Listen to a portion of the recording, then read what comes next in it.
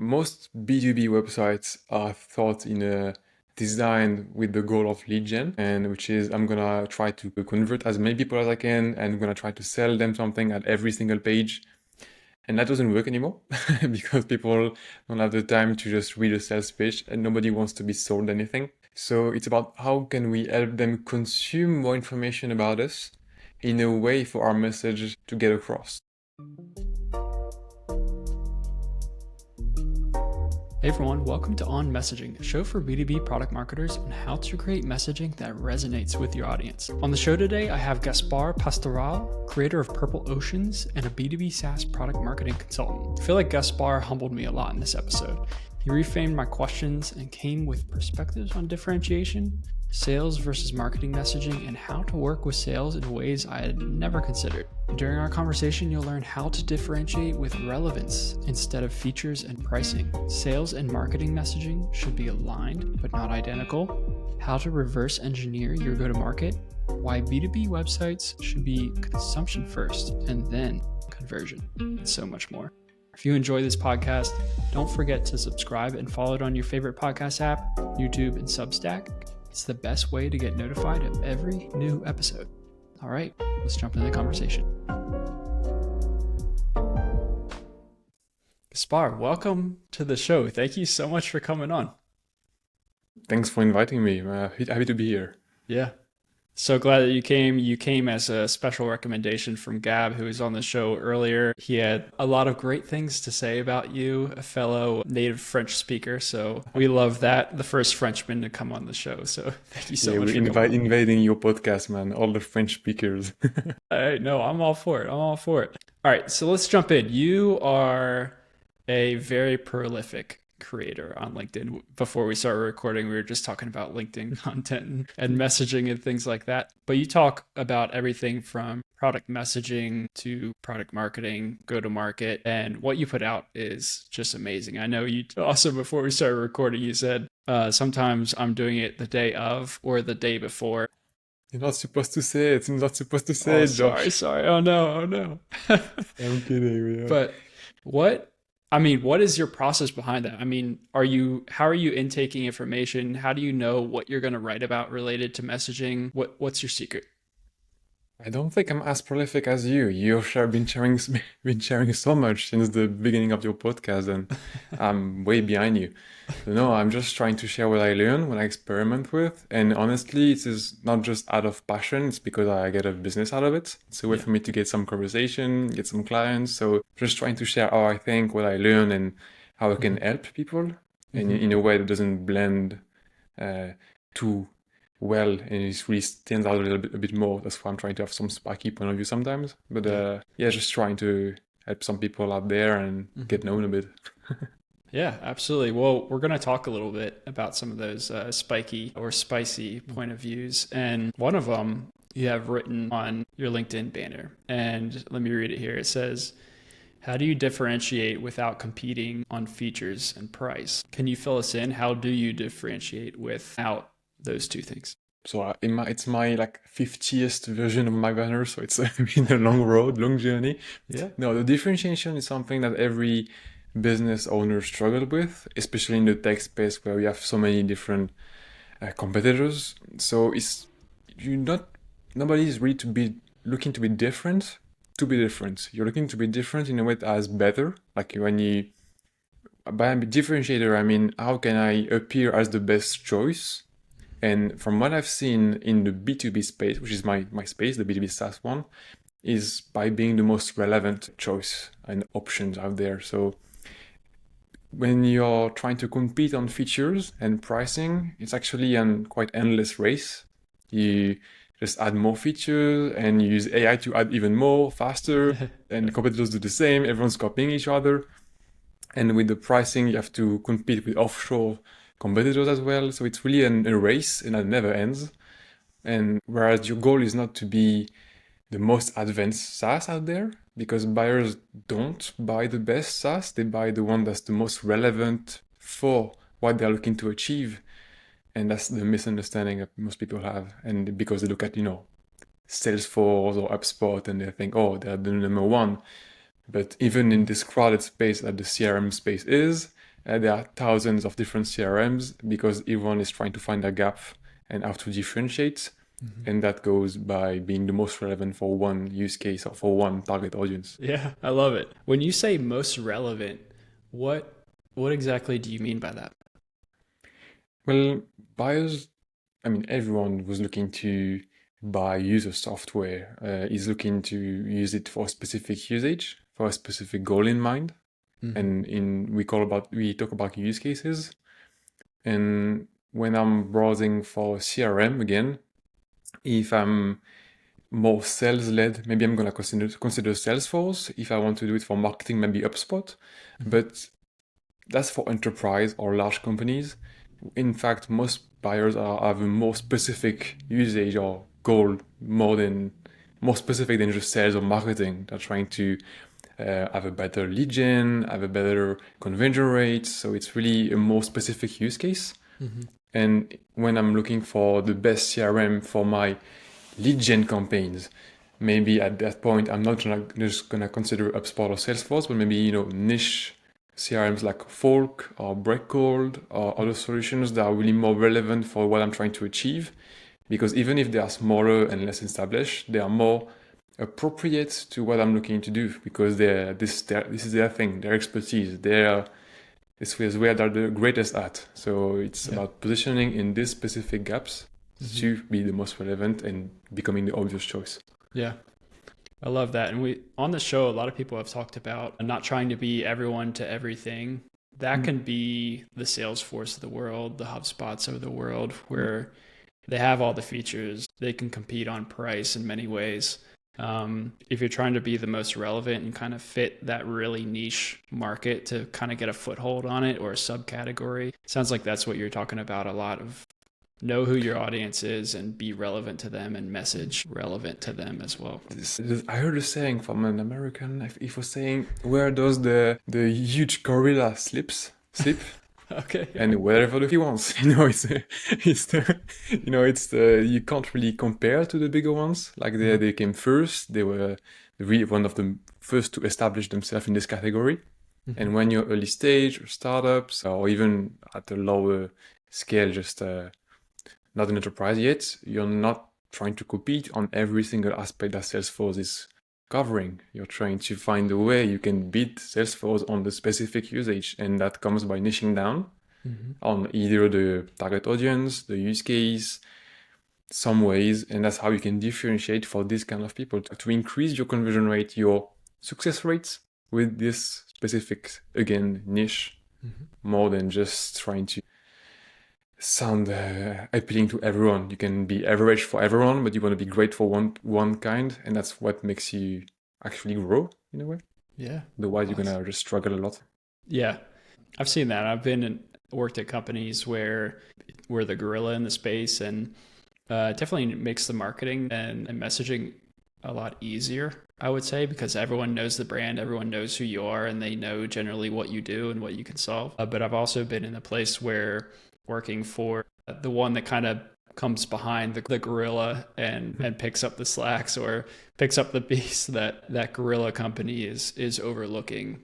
Most founders, they build a business off the ground. Like they build something, get some clients, get some revenue, and they're doing great. But they got this FOMO of have so many different opportunities, different things to try, market segments, use cases.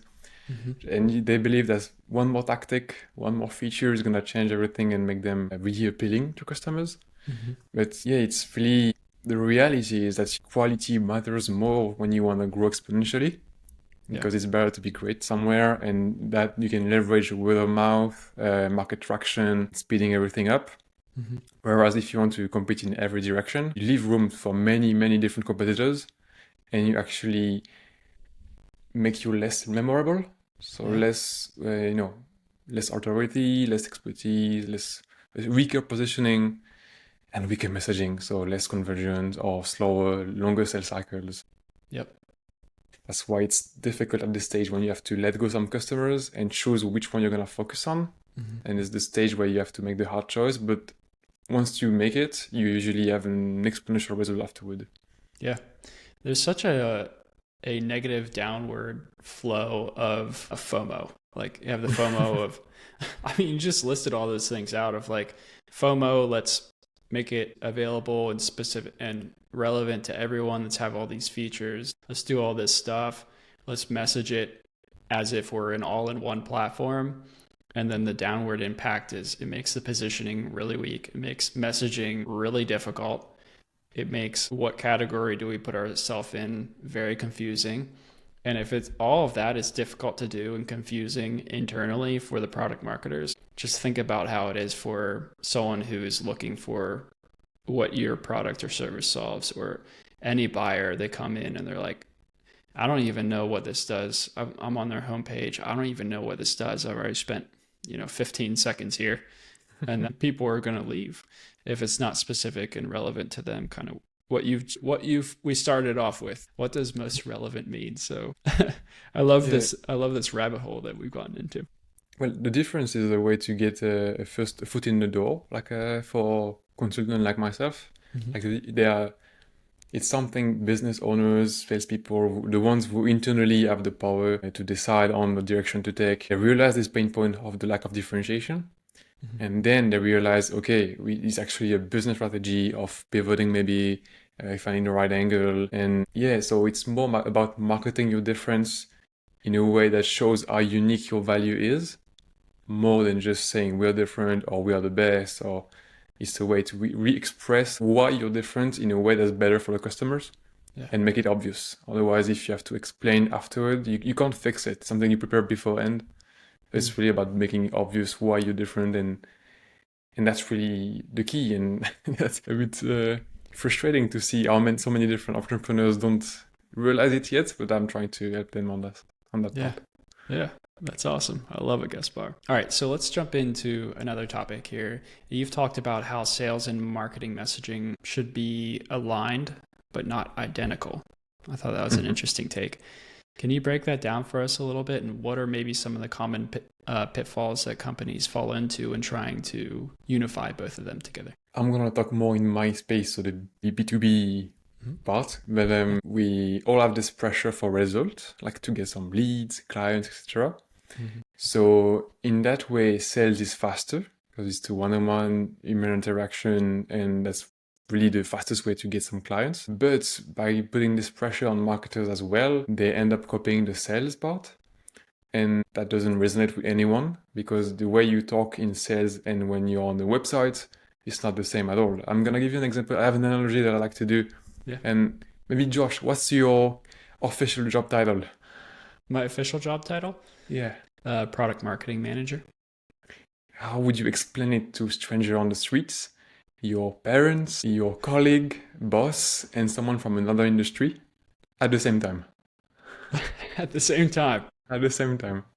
I love that. That's a great question, because I tried to explain my job to my father and some people in my family not that long ago. And my dad is he doesn't use the internet a lot. He doesn't even have an email address.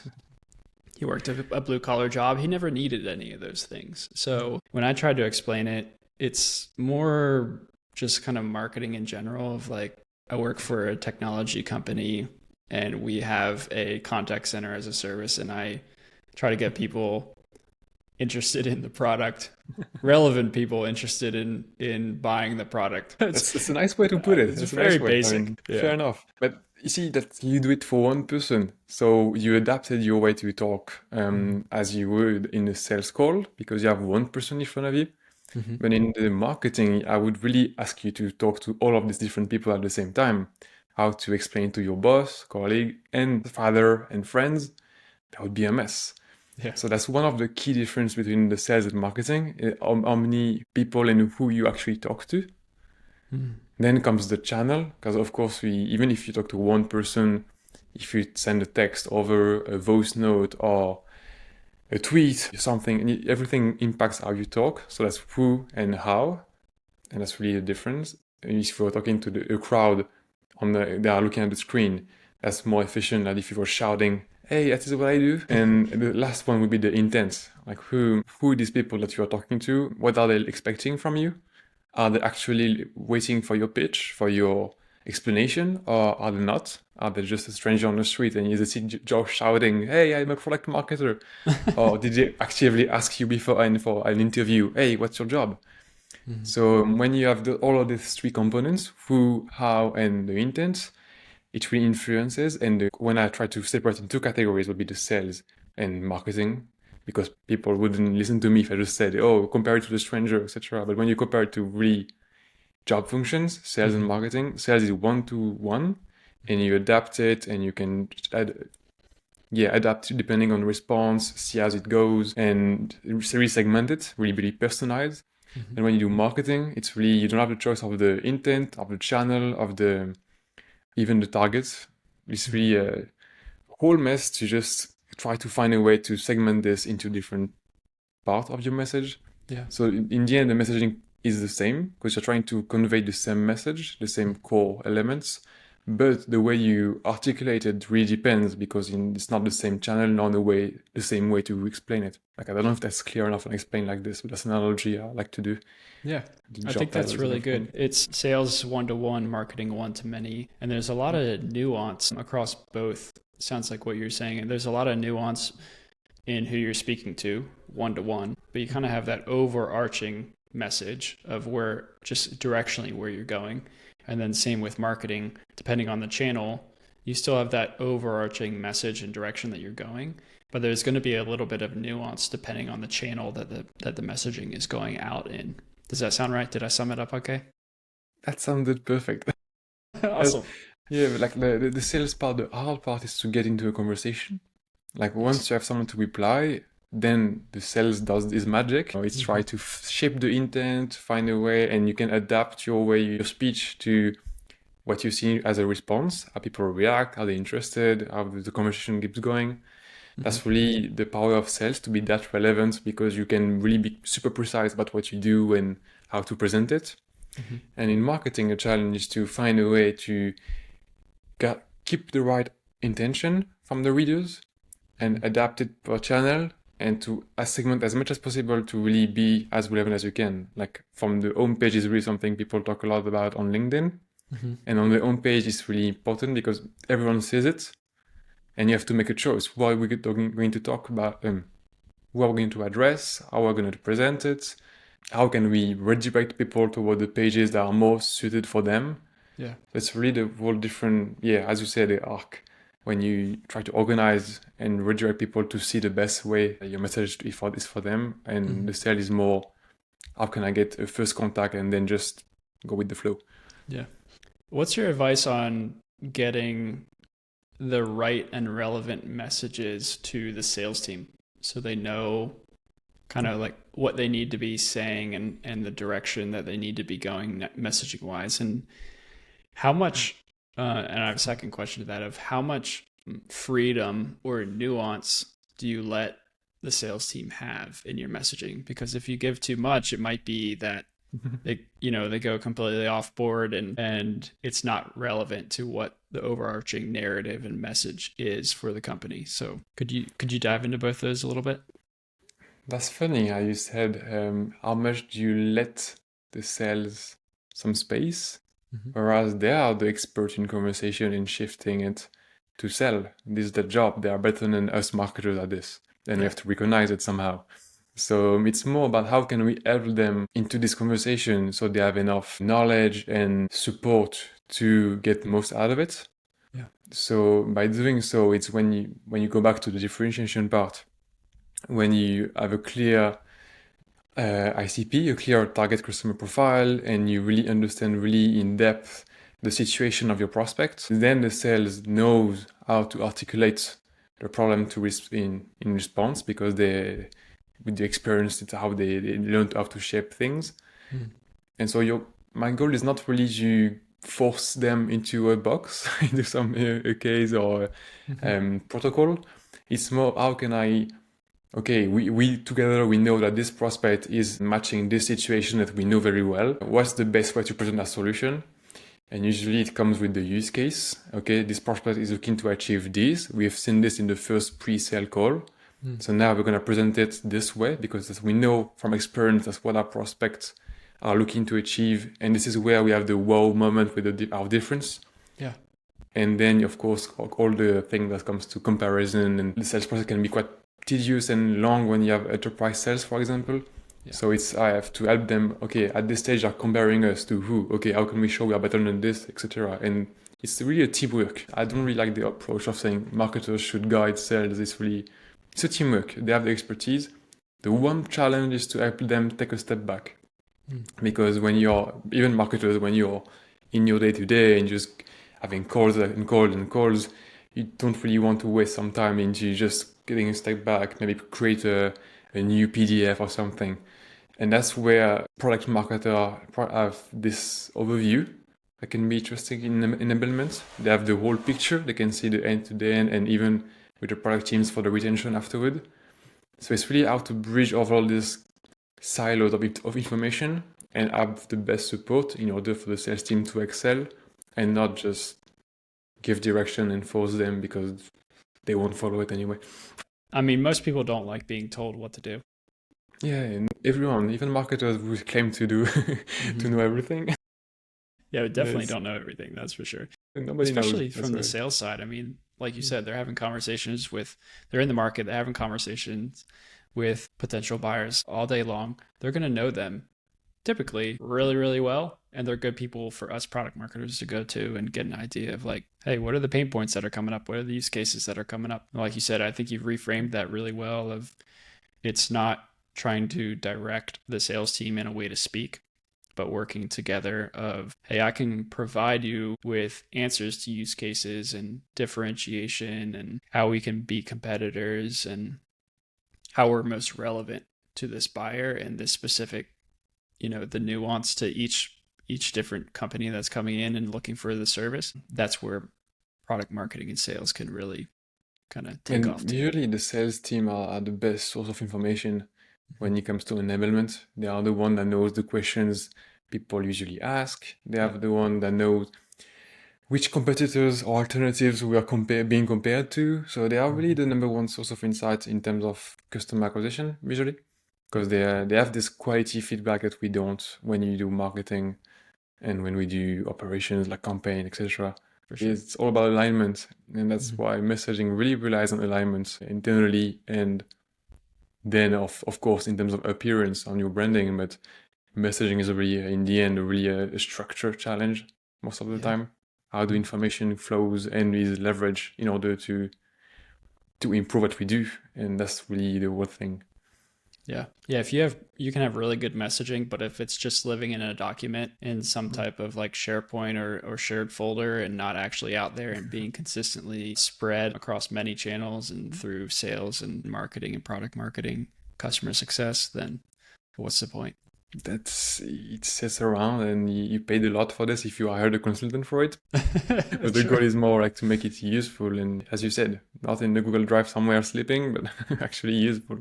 Yeah. All right. Let's jump into buying committees a little bit. So you emphasize that messaging should speak to the entire buying committee, not just the end user.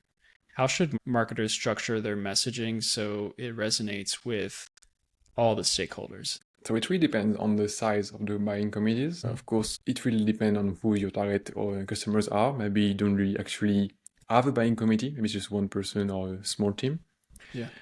But what's not to overlook is the people that are involved in the sales process, but that you won't meet. And that's something we often overlook, that when you have your champion in front of you, he's really into the solution and he loves it, but he doesn't have the internal go-to from his superior, and you won't ever meet him because the superior doesn't have the time for it. His boss doesn't want to meet you. So what do you do? So that's where the messaging comes in. You have to clarify first how to reach your champion, the one who's going to help you do the sales no matter what the cost, and then how to enable your champion into selling your software or your solution to his internal teams and decision makers.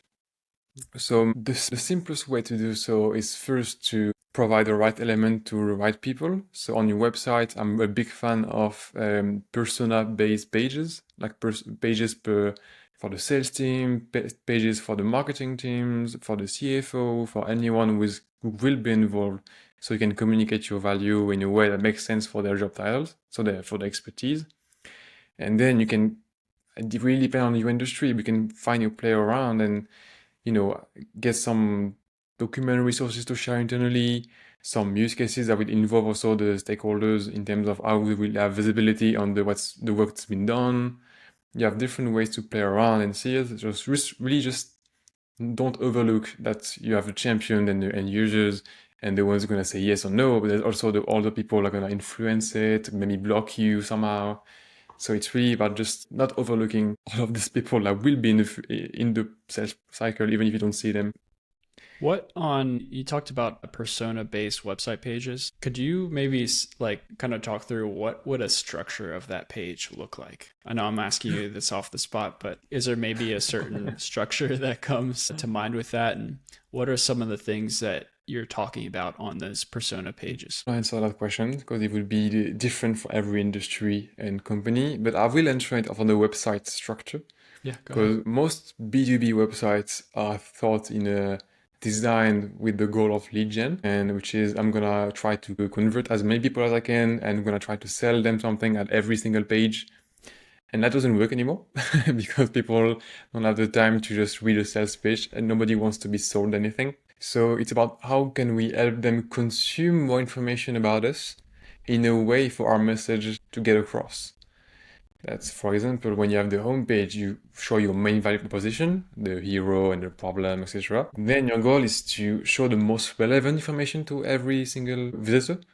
So the homepage goal is not to create conversion, but to redirect visitors toward the most relevant again. Yeah. And then you have the product pages if they are looking for a specific use case. You have a personal pages if they want to verify if it fits for their situation. And you have all of these different pages you have to play around and see how you can help them navigate the website so they can consume more information about you, so you become the number one solution in their mind. Yeah. That's kind of a psychology. That's why both B2B marketers are struggling, because they are pressured for results, whereas it's the psychology. If you want results in marketing, you have to first enter your buyer's mind before trying to push something salesy. And when it comes to the personal-based pages or all these kind of pages, you really shape it around depending on where do people come from. Did they come from the homepage? Do they come from your blog? What's the usual source? And how we are going to design our website in order for them to consume information? And based on that, you can kind of shape your page around what you want to show them first to keep their attention and make them scroll.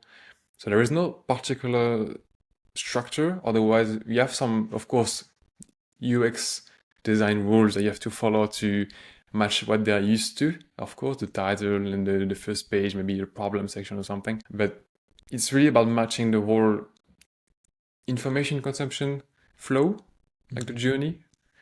And then you can push for conversion at some point, but it's all about the journey more than the one-step funnel. So I don't have an answer for the structure. I have some templates I use around, and all marketers have some templates they prefer. Yeah. But in the end, it's all a continuous process of improving and analyzing how your visitors are traveling on your website, what are they looking at, and you can use so many different tools to just measure activity and see what they are watching. So reading. I love that. So a follow-up question to that. A lot of, like you said, marketers, product marketers, also our product marketers, there's that whole debate. But a lot of product marketers are dealing with having to provide quick results. Like you said, a lot of websites are set up for conversion, but you're saying that a lot of it should be set up for consumption. Now, how would a product marketer sell that internally to their leadership of trying to prioritize consumption of the message and of the content versus it's all about leads? As usual, it's not a one-time thing. You won't arrive with a pitch deck for your team, for your managers to understand what product marketing is about. That's your job, not theirs. Yeah. So it's more a step-by-step improvement. Most marketers come and get asked, okay, we have this budget for the year. How do you plan to spend it to get this amount of leads? But I advise most marketers to do like the first quarter, if it's the first time they come in and they have to do it for the first time, don't spend any budget. maybe spend it on research and reverse engineer everything. So you won't sell it in one go to your executive that you have to change the whole website and make it only non-gated content to help buyers and etc. No, that they won't, like, they're looking for profits, so it won't work. But if you show them step by step that first you're gonna target this audience because they have a buying intent, because they are looking for buying queries on Google search, if you're looking for this specific audience because they are on G2 looking for the best SaaS, then when you go up the funnel, you're gonna try to educate more people that are not yet at the buying stage. So you're gonna do some retargeting and content around it. And you step by step reverse engineer for first ROI, first profit, prove that you are good marketers and you deserve some trust and credibility internally. And then when you go up and you slowly get more scope and more responsibility and more trust internally, you will take naturally control of the website because it will end up in your responsibility because that's your job in the end. So the challenge is not to convince someone, okay, we should do this. It's more, you should trust me. And once you have this trust internally, it will naturally fall in your hand and you will slowly, of course, it's going to be harder on the key pages, like the homepage, like the about pages. It's going to be about finding the balance between what you want and need and what your boss wants. But as you provide data, results, and you step by step show your approach is working, it will naturally be your own baby to manage. Baby to manage. I love that. I love how you're reframing my questions too. I'm starting to hear myself of like maybe I'm coming in with a certain perspective on things, and I think you're No, no, reframing it no, really no. well. No, but most of the challenges are seen as one-time things. Like Hmm. I should get a product market fit, I should have a differentiator, I should have a proper website, a lead gen, a funnel, a channel. But in the end, it's all about refining and having continuous improvement process. Yeah. And as marketers, you have to start with what gives you the internal trust to getting results, lead gen, focusing on high intent, buy intent. Hmm. And then you go step by step and you go broader, you have a bigger funnel, a bigger reach. Now you can start to do things that should be the best practice on optimizing the website for consumption, etc. Yeah. But at first, of course, you won't have the credibility to apply it. And as you won't get any result from such approach, which is really inbound, really looking for, yeah, really more your prospect action more than you pushing them to buy. It's gonna take months, and you need this month of trust, of having your managers off your back to have something that works. So you should prove that you're worthy, and then get this kind of delay when you're gonna have enough room for you to play and to build something that lasts. So it's a step-by-step thing. Yeah. I love this. Hey, let's talk about best practices a little bit. When a company is launching or repositioning, they often struggle to create messaging that really lands, especially that first time. What are maybe some overlooked or underrated principles to effective go-to-market messaging? Again, I think it's reverse engineering. The reason why go-to-market is such a stressful phase period is because you plan to succeed in one go. Yeah. And usually you have a budget and you bet on an hypothesis you have. And it's really about testing things step by step. And of course, you interviewed the Gab before me, so you know he's into message testing. But Yeah. I was working go-to-market, and that's really the key. So first you validate through research, interviews, then you step by step validate intent, you validate your angle.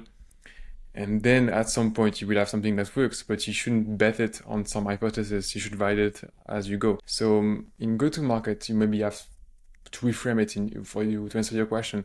In go-to-market, I'm guessing the usual is you have a product that's been built already without asking for your opinion, but it's built too late. You have to sell it. And so you have to test it before risking your budget. You're going to test it on the hypothesis you have on, okay, this is the kind of persona we're going to be targeting. Maybe we should interview a few of them, get their feedback, and get some paying customers and see. It's really about the process of testing things.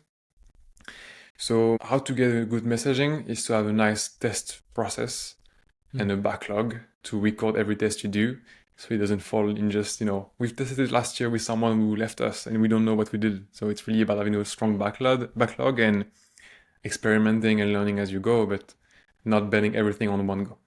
Yeah. So, can you speak to message testing a little bit? I know Gab spoke to that a decent amount. He's obviously amazing at it. We had Colin Majak on the show as well. He spoke to Oh, message testing a little bit related to how it's done at Classy, where he works as in product marketing. But the specific thing I wanted to ask was, how do you do message testing when you don't have a budget? What's the okay. approach? I would say like you if you were launching your own company, Yeah. if you own business. So yeah, how to say it? In messaging, the front end part of messaging. So I think messaging is mainly about internal organization and structure. But the message you're talking about, I think, is more the value proposition. Like lots of people call it Yeah. messaging because that's quite trendy, but it's really the front end part of it. When you have no budget, like if you were launching your own business, who you should be talking to? Maybe phone. Who should you be calling? Like Mm-hmm. it's some channels are cheaper than others. At some point, it was cold calling and emails. I would get the faster response and the better data to get to play around because it was qualitative data, so really about quality feedback and not just quantity. So you start by doing that, getting some quality with interviews, getting people on the phone in meetings and with your networking. And once you have this kind of recurring pattern, you see, okay, I've seen 10 people who have the same way of framing this problem and they would like to have this solution or they're using this solution and they see a limit with what they're doing right now. Now you have your hypotheses that are based on concrete data. Mm-hmm. And then you switch to quantitative data, so to volume. And if you had no budget, of course, that would be again the same channel, calling and seeing what response you get. Yeah. But if you had a bit of budget, we'd be playing with ads or content or emails and try to vary through volume. Okay, this is the angle A and angle B, angle C. Which one is going to work? I get most clients from. Mm-hmm. And it's really about having a test process. The one thing to pay attention to is not to have a siloed process because you don't really care about engagement.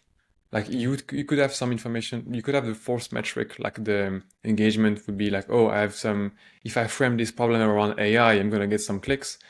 You don't really care about clicks. You care about people who are going to pay for it at the end. Yeah. So you be careful when you do this test to really base it on true commitment, like through people that are going to be paying, they're going to put their credit card in and not just, oh, I'm interested in an AI tool. I'm interested in this kind of solution, but who never pay for it. So yeah, it's about testing first with the cheaper channels, and if you don't have any budget at all, the cheapest you have is your time. So that'll be networking, calling people, going to events for free, and trying to get as many as you can. And yeah, once you get a few clients from it, you see what angle to refine and to invest a little bit more because you kind of de-risk your tests as you do this research because you narrow down your ideas to concrete data-driven hypotheses, and now you can test it for real and see how it goes and improve. Yeah, and that works for the message, but also the target audience as well, of course, who you're actually targeting and the message you have behind. So Yeah. I don't know if love that answers your questions. That's really a consultant answers. Maybe it depends, but Yeah. but I hope it answers. Yeah, it does. I mean, that's a lot of answers in just in marketing in general is, well, it depends because Always. there's so much nuance to marketing and what is the product, what is the service, who is it for, why do they care, different use cases. There's so much that I know it's difficult to answer on a kind of general level, but I think you did that really well. And just to sum it up, it sounds like if you're trying to do message testing without a budget, it's more the grassroots approach. And even if you're a founder or a startup marketer, it could even be on the company page on LinkedIn where writing posts consistently and putting things out there and trying different messages on those posts and seeing what resonates, as well as emailing, cold calling, trying the different messages and how is it resonating. But it's more than just engagement, like you said. It's who are the people that are actually putting in their credit card, who are actually paying, and what was the message that brought them in to get to a stage of actually paying for the product or service. Yeah, I just like to add that when I mentioned the cheaper channels, I refer to the sales one first. Okay. Because as we discussed at the very beginning of this episode, it's really how you get the most. You can adapt your speech as you go. Mm-hmm. And whereas when you put content, like to give you an example, I've been posting content for like 2 years now, and I think I got a client after 1 year and a half from post. So even if that resonates, and I know it did because they told me, yeah, I've been reading you for 2 years, it won't push people to act or to do so. Mm-hmm. Inbound is really a long-term goal plan. Mm-hmm. So if you do it for testing messages, make sure to really narrow down the scope of your testing. That's why I recommend to have the quality feedback first and interviews and test it live and see how it goes. Yeah. Before switching to marketing channel, there are more one-to-many where you want to measure some specific part of your message and you have enough proof that you're in the right direction to know when something is working or not. Because in the end, yeah, clicks and likes they don't pay the bills. So Yeah. you, and the process can be like 6 to 9 to 2 years, like a few months to a few years, depending on who you're targeting Mm-hmm. and what stage they are at. So you won't have any data based on post. Mm-hmm. And even if on the LinkedIn homepage or even in ads, clicks are interesting, but won't again prove that you are in the right direction because they are only a part of the attention is only a part of the process. It's not like I do some posts that have 2, 3 likes. I don't delete them. I'm fighting against my will to not delete them and keep them online. And actually, a day later, I get some clients from it, even if I have less likes. Mm. So it's really listening to the right signal. And I advise to start with the sales channel first because the content and marketing is such a long term. You won't have any data to play around and to improve on. So it's kind of puts you in the difficult position where you don't know what's working or not. It's kind of a blind spot. Yeah. Awesome. That's phenomenal advice, and thank you for following up on that. Yeah, I mean, who was it? I think it was just the other day I saw something of basically what your marketing channels and the marketing and content that you're creating now, what you did like 6 months to a year ago is now coming to fruition within revenue, especially from a marketing perspective versus sales. Like you said, you can adjust the message more. It's more one-to-one. There's more nuance, and the channel is just quicker, especially from an email and cold calling side of things. Well, apart if you can convince your managers that your go-to-market is going to take a year, I think it's going to be a bit difficult if you have to convince them, yeah, our go-to-market is going to be LinkedIn post for 2 years. At some point, it's going to work. Like, it's going to be a bit hard to convince them. And the more data you get, the more you can prove what you're doing is getting you in the right direction. Mhm. So, yeah, I say to every marketer I'm coaching right now, I'm saying, yeah, you should de-risk your own work in 2 years, in 6 months. If your managers come to you and say, what have we done so far? How are you going to prove that what you've been doing either got some result or got you at least some answers to get results in the future? Mhm. And it's about de-risking and again, reverse engineering what you do and your long-term goal. Yeah, this is so I good. sound like a guru when I say this, but I really mean it. No, I mean, it's like age old advice of, and worth sticking to. Let's get into kind of our rapid question round. This makes some people nervous, but you can take as much time as you want to think on them. But there are three That's not the questions concept. that we ask everyone that comes on the show. And the first thing, if you could give one piece of messaging advice to listeners that they could take away and implement tomorrow, what would it be? I would say listen to Josh Cronister's podcast, which is a Oh my great one. gosh. He has great guests. No, I would say, yeah, again, it's going to be the word of the episode. Reverse engineer what you do in a way to de-risk everything you want to execute, learn, plan, whatever. You don't want to rely on betting your work on hypotheses or ideas. So you want to really do it in the reverse engineer way and de-risk it step by step to make sure that when you have to invest or when you have to put some resources, it's going to be worth it. Awesome. I love it.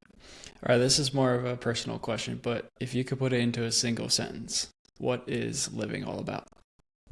Oh, I remember you told me there would be the ending. I don't know, I remember what Gab answered, but I'd say eating good food, traveling and playing video games. No, that's no, more serious philosophy question. Answer, having no regrets and being proud. I love that. I love it so much. I love asking that question because I get a different answer every time. Every time, people are unique, and a lot of it does come back to just living life to its fullest, no regrets.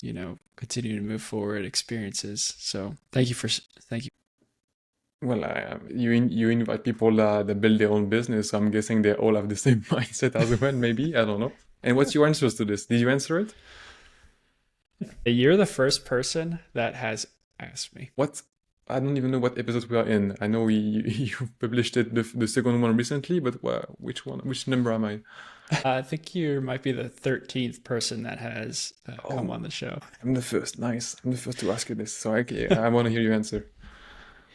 What is living all about to me? So I can share a little story there. I have 2 little kids, and the other day my daughter brought like some of her dolls and put them in our bed. And then I didn't see these until she was in bed. And so I go into my room to go to sleep and I see these dolls there.